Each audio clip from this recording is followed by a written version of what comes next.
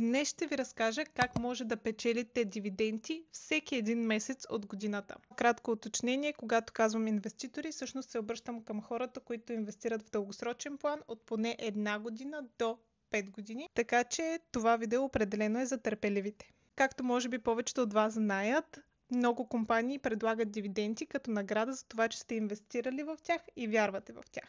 Такива компании са Coca-Cola, Altria Group, Realty Income и така нататък. Също така искам да вметна, че големи компании като Coca-Cola, например, дават много малък процент дивиденд, около 2% годишно, защото голяма част от печалбата си те реинвестират отново в проекти. И компании с по-голям процент дивиденти, като Altria, те са между 7 и 9%, като леко се изменя през годините. Желаете да печелите дивиденти всеки месец и сте дългосрочен инвеститор, това, което трябва да направите е да изградите портфолио от 12 индивидуални акции, които дават дивиденти. Вижте проучването си, кои компании да изберете, избягвайте тези с над 10% годишен дивиденд. А в много голям процент от случаите са dividend traps. Това са капани. Компании, които не са много печеливши, но предлагат апетитен дивиденд, за да зарибят инвеститорите. Избирайте стабилни, утвърдени компании. Компании, които изплащат дивиденти всеки месец,